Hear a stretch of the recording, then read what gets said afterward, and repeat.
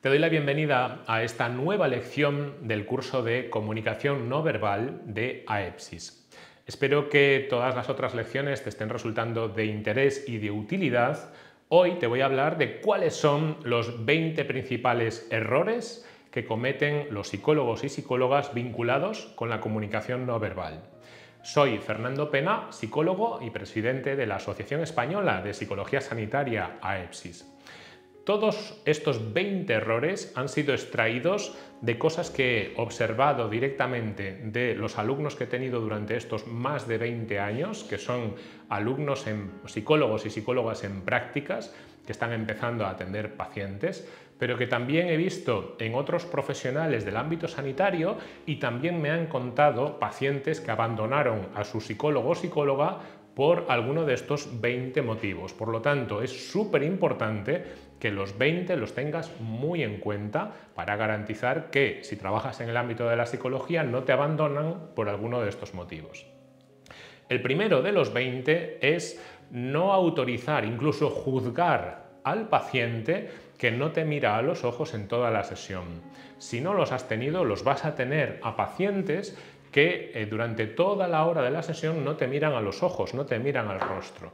Hay algunos psicólogos que juzgan a sus pacientes y les dicen no, pero me gustaría que me mirases a la cara, mírame a la cara cuando lo cuentas, y los pacientes se encuentran a veces muy incómodos cuando hacen esto. Entonces, autoriza, da licencia para que el paciente lo haga. Yo te diría que ni siquiera saques el tema porque el paciente se va a sentir mejor si se puede comunicar sin mirarte al rostro. Puede ser un poquito incómodo para ti si no te ha pasado nunca, pero conforme tengas algunos pacientes con este perfil, lo vas a naturalizar. El error número 2, fundamental, el qué haces con las manos. ¿Vale? Las manos pueden apoyar mucho la comunicación, pueden hacer que el paciente entienda mejor lo que estás planteando, pueden hacer que lo procese mejor también. Y hay algunos psicólogos, yo lo he visto en muchos de los que he tenido en prácticas, que las manos las tenían así, debajo de la mesa. Entonces estaban a lo mejor con el paciente delante y estaban escuchando o explicándole cosas sin apoyarse de las manos. Incluso yo tengo ahora la silla subida, pero si la bajo, ¿vale? Yo he visto a muchos psicólogos así, con la postura que tengo ahora, y no se daban cuenta de que una buena parte de la comunicación no verbal desaparecía porque no tenían las manos a la vista, como quizás tú ahora estés percibiendo también al verme. Entonces, mejor si pues, las manos las utilizamos como apoyo a la comunicación. El tercero de los errores es no respetar los silencios, sobre todo cuando son un poco prolongados, porque el paciente está pensando, reflexionando sobre lo que le has dicho o está valorando qué respuesta te da o cómo te lo explica. Esto los profesionales que están empezando les resulta muy incómodo porque tienen la sensación de que cuando hay un silencio el paciente como que está esperando a que el psicólogo diga algo. Y no es así, no es así. Como profesionales de la psicología debemos de no interrumpir y respetar los silencios. Son muy útiles. De hecho, una parte, desde mi perspectiva y mi punto de vista, una parte de la mejoría que obtienen los pacientes es que en la consulta pueden reflexionar mejor sobre qué les pasa y cómo solucionarlo gracias a respetar esos silencios. Cuando esta persona se lo comenta a un amigo, su amigo es posible que no respete los silencios, ¿vale? Esto lo digo porque hay veces en donde la gente dice ir a un psicólogo es como hablarle a un amigo. No, no exactamente, porque el amigo es muy posible que no tenga este detallito en cuenta que puede generar un grandísimo cambio. El cuarto error, que también lo he visto, esto lo he visto en médicos, lo he visto en fisios, lo he visto en odontólogos, lo he visto en muchos profesionales de la salud, que es tomar demasiadas notas. Además me lo preguntan mucho los alumnos de prácticas, ¿cuánto debo escribir? Y yo les digo, lo justo como para que al final de la sesión recuerdes de qué ha ido, pero de manera muy anecdótica o esquemática. Por ejemplo, si el paciente te cuenta una anécdota con el padre, no hace falta que escribas anécdota con el padre, pasó esto, pon la palabra padre y cuando termine la sesión de cara hacer el historial de esa sesión, que es algo obligatorio, además por ley, debes de reflejar un historial clínico y de hecho el paciente tiene derecho a pedirte su historial. Esto es algo que no muchos profesionales de la psicología saben.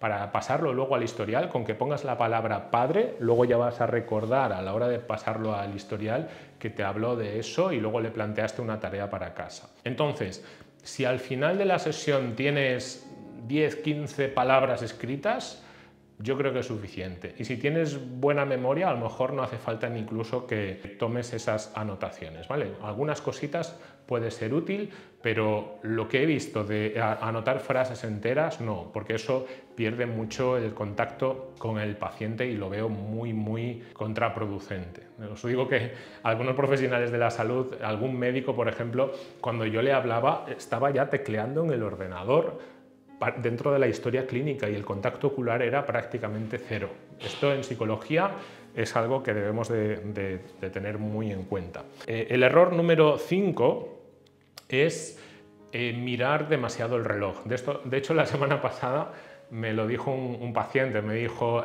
he dejado al psicólogo que tenía porque estaba mirando muchísimo el reloj en las sesiones y daba la sensación como de que tenía prisa de que termináramos y era muy incómodo, ¿vale? Entonces, es verdad, si a una persona miras el reloj, al cabo de 2 minutos lo vuelves a mirar, luego una tercera vez, lo que le estás transmitiendo es que no se me pase la hora, ¿vale? Y a lo mejor sus motivos tendrá, pero lo que le estás transmitiendo al paciente es una urgencia o una prisa, ¿vale? Hay muchos trucos para evitar este gesto repetido, ¿vale? Uno de los trucos es tener un reloj sobre la mesa, ¿vale? Aquí tenemos uno, pues en todos los despachos de Calma del Mar tenemos el mismo modelo, está así, o sea, con esto hacia mí, y cuando yo dejo el bolígrafo, por ejemplo, pues en lugar de dejarlo aquí, lo dejo aquí y miro el reloj. O he visto en otras consultas de otros psicólogos que tienen el reloj justo en la pared de enfrente, ¿no? O sea, detrás del paciente. Pues, o que tienen una estantería con libros y en esa estantería con libros hay un reloj parecido a este en la estantería, ¿vale? Y está detrás del paciente. Entonces, bueno, parece un elemento decorativo y evita pues, que estés ahí mirando el reloj, que no queda muy elegante. El error número 6, que esto lo he visto también en algunos profesionales que me han atendido fuera del ámbito de la psicología y que me llamaba mucho la atención, tiene que ver con la postura corporal. Recuerdo, por ejemplo, un profesional que me atendía así, que me decía, sí, cuéntame, ¿vale? Que estaba como arrojado sobre la mesa. Llama la atención y este tipo de cosas es que no las debería de incluir en este tipo de lección, pero como lo he visto en la realidad, y es algo extraído de la realidad, te lo planteo porque la postura recta pues es algo que debemos de tener en cuenta también y respetar. Otro elemento, esto también me han hablado mucho los pacientes de otros psicólogos que lo hacen, que es aceptar interrupciones. Disculpad un momentito que me está... ¿Sí? ¿Sí? No, estoy grabando un vídeo para un curso. Vale, sí. ¿A las 6? Disculpad, sí. ¿Veis cómo queda fatal? No queda nada bien. Sé de varios psicólogos y psicólogas que atienden el teléfono cuando el paciente está delante. Esto no me parece nada correcto, personalmente y profesionalmente. No me parece nada correcto. El paciente te está pagando por su hora de terapia. Y el hecho de atender una interrupción y luego volver a prestar atención lleva un rato. No lo aconsejo. A ver, otra cosa es que de manera súper puntual estés esperando una llamada súper importante, pero no lo conviertas en norma en absoluto, ¿vale? Entonces, las interrupciones, ya sea por llamadas de teléfono, no, el teléfono en silencio y además boca abajo, no lo dejes boca arriba porque se te ilumina la pantalla y te interrumpe. Atención a WhatsApps, tampoco.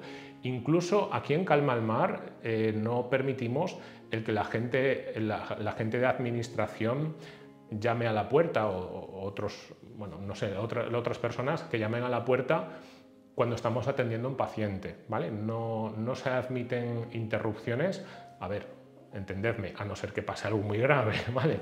pero en líneas generales la hora que estamos con el paciente es una hora para él y no se atienden otro tipo de cosas. Entonces limita al máximo la posibilidad de interrupciones. El error número 8 es el prestarle atención a la pantalla del ordenador o que sea un elemento disruptivo, ¿vale? Hay veces en donde, ves, ahora por ejemplo me ha saltado el protector de pantalla y tengo un protector discreto que ni siquiera debería de tener este, ¿vale? En la pantalla no debe de haber elementos que se muevan para no generar distracción por mi parte y para no generar tampoco distracción por parte de los pacientes que están contándome un poco su vida o su situación. Entonces, ignoremos la pantalla del ordenador, si lo podemos tener apagado mejor, si está encendido mejor con algo fijo que no nos distraiga. El error número 9 tiene que ver con el volumen de voz. Debemos de ser conscientes como profesionales de nuestro volumen de voz y hay veces en donde el volumen puede ser muy bajito y resultar incómodo porque es demasiado bajo o es un poco elevado. El tono elevado, si es tu caso, tiene varios perjuicios. El paciente puede sentir vergüenza porque lo que tú le estás contando puede pensar que se escucha desde la sala de espera y que lo están escuchando otros pacientes, ¿vale? Aquí tenemos un hilo musical, hay música que tapa las palabras que se dicen en todos los despachos para generar una total intimidad y anonimato, pero quizás esto el paciente no es muy consciente de ello, por lo tanto, si elevas la voz, el paciente llega a un momento en donde deja de prestarte atención y empieza a pensar en si le están escuchando fuera del despacho. Por lo tanto, evita volumen de voz muy bajito, que pueda ser incómodo, o muy elevado, ¿vale? El 10º error, que he visto también, tiene que ver con los brazos. Hay algún gesto que algunos profesionales tienen acostumbrado, que es el de los brazos cruzados. No pasa nada a lo mejor si cruzas los brazos unos segundos, ¿vale? No es pecado mortal, evítalo, pase lo que pase, pero sí que no es una postura adecuada para mantener, porque genera, primero, pierdes esa comunicación de las manos que hablábamos antes y genera como una barrera o una oposición. Y parte también de la experiencia de algunos profesionales que he visto con este gesto en concreto.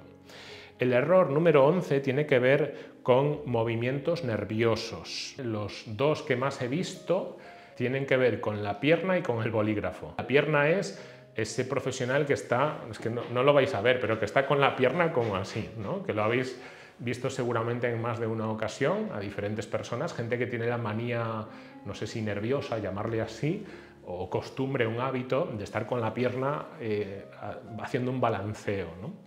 Y la segunda, que sí que puede resultar muy incómodo, es movimientos nerviosos con el bolígrafo, los repetitivos. Yo esto lo he visto mucho como profesor. Yo imparto clase en la universidad desde hace bastantes años y hay algunos alumnos que tienen la manía de estar así con el bolígrafo.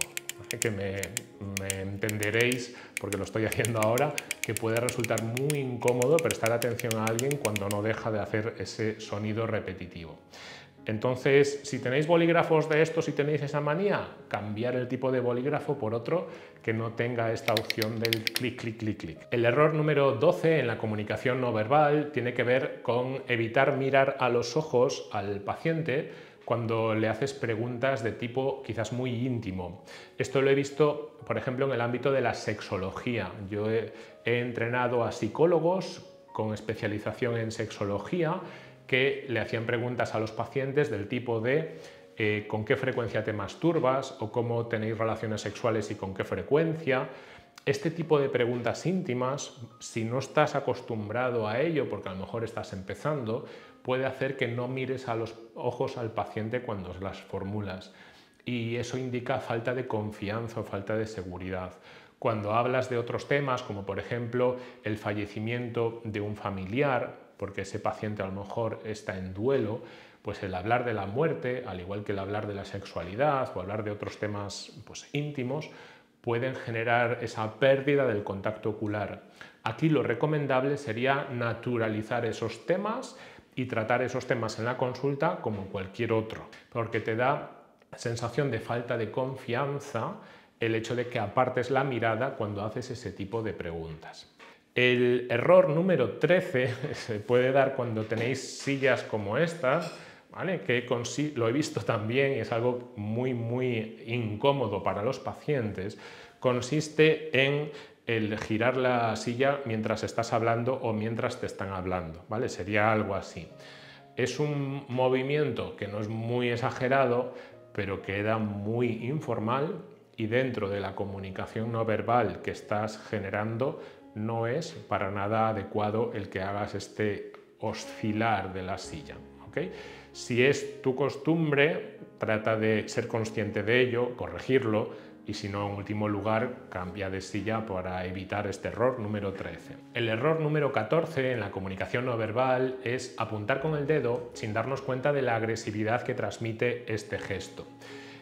Aquí, por ejemplo, estamos hablando con el paciente y le podríamos decir con el gesto de es que eso que haces te ha generado las consecuencias que te has encontrado y lo vimos en la sesión pasada y cuando lo vuelvas a hacer te volverá a generar las mismas sensaciones.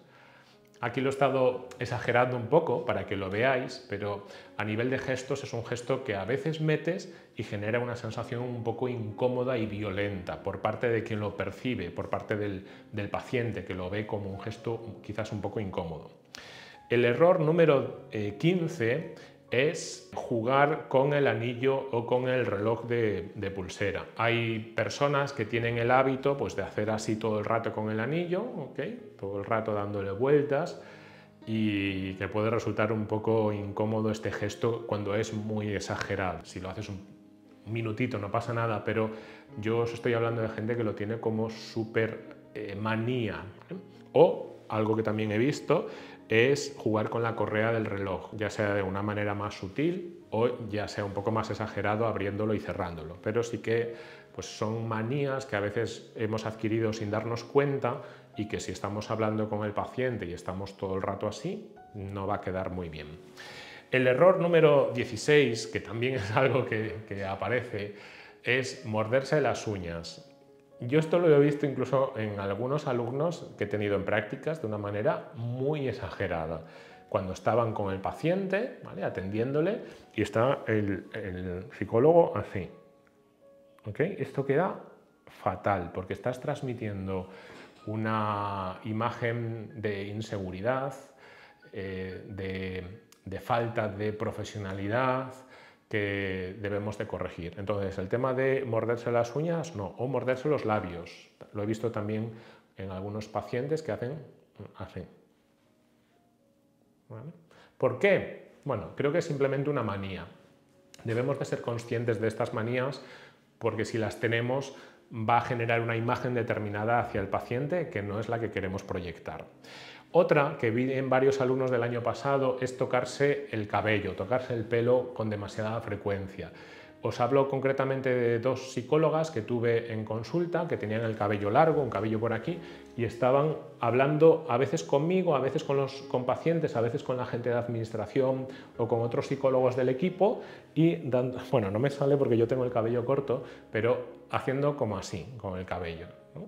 De hecho, con varias de estas personas tuve una conversación diciéndole date cuenta de esto y luego me dijeron al cabo de unos días que les costaba mucho darse cuenta y luego corregirlo, porque era como una manía adquirida que la tenían como automatizada. Como el tema de morderse las uñas, que cuando alguien se lo dices, dice, pues es verdad, cae de cajón, pues corrígelo. Y no es, corregirlo no es así y ya lo hago bien. Hay veces que cuando es una manía instaurada cuesta un poco el vencer este hábito. El error número 18 es hablar muy rápido porque eso que estás explicando ya te lo sabes. A lo mejor lo has explicado 40.000 veces, ¿vale? Por ejemplo, yo en consulta he explicado muchísimas veces cuáles son los 3 estilos a la hora de recibir críticas. El estilo ficha de dominó, el estilo rastrillo y el estilo muñeca rusa. Son 3 estilos que tienen una definición determinada. Y en alguna ocasión me he dado cuenta de que cuando los describo, lo estoy describiendo a una persona que no sabe lo que es y que luego tiene que pensar cómo aplicarlo a su vida. Entonces, el ritmo que tienes que seguir a la hora de hablar no es el ritmo al que tú lo entiendes, es el ritmo al que lo entiende una persona que es la primera vez que lo escucha. Entonces, eso normalmente requiere una acomodación del ritmo de la explicación de este tema o de cualquier otro que expliques a lo largo de la terapia. El error número 19 es transmitir confianza en tu tono de voz. En este caso sería falta de confianza en tu tono de voz. Tu tono de voz puede ser un tono de voz que sea más inseguro, a lo mejor más titubeante, como yo estoy poniendo ahora. Por ejemplo, mira, yo te voy a explicar tal y como yo lo veo. Deberías de primero hablar con tu familia de esto que me has dicho, y si lo haces así, no vas a encontrar siempre como que lo reciban bien. Hay veces en donde tienes que partir de la idea de que se van a poner en contra. ¿Veis el tono que estoy utilizando? Es un tono de falta de confianza, falta de seguridad, que hace que el paciente perciba que estás empezando, y a lo mejor no estás empezando, a lo mejor llevas un montón de años trabajando, pero no te has deshecho de ese tono de una cierta inseguridad. Entonces, valora y calibra tu tono de voz, porque cuando transmites confianza y seguridad van a confiar más en ti. Cuando transmites inseguridad es más difícil que hagan las tareas y las propuestas que salen de la consulta. Y el error número 20 de estos 20 errores de la comunicación no verbal tiene que ver con la comunicación a través de Internet, con la terapia online. Hoy en día casi cualquier psicólogo que tiene terapia presencial también tiene o ofrece terapia online y atiende a pacientes de cualquier parte del mundo. En este tipo de terapia debes de evitar el error del que te hablaba antes, las interrupciones, pero aquí lo tienes muy a mano, porque tienes al lado la posibilidad de abrir el correo electrónico o el WhatsApp web. Esto debería de estar totalmente prohibido, porque el paciente que te consulta requiere de toda tu atención. Y ni me sirve que el paciente no se da cuenta, ni tampoco me sirve es que puedo hacer las dos cosas a la vez muy bien. No, entrega el 100% de tu atención, porque una regla básica de la comunicación no verbal precisamente es focaliza la atención en aquello que es verdaderamente importante. Y estos son mis 20 consejos, mis 20 recomendaciones vinculadas con la comunicación no verbal. Espero que te hayan gustado, espero que te sirvan, espero que te ayuden a conservar tus pacientes, a ser más eficiente, y te dejo ahora que sigas con el resto de las lecciones de este curso de comunicación no verbal. Espero que las disfrutes mucho. Hasta luego.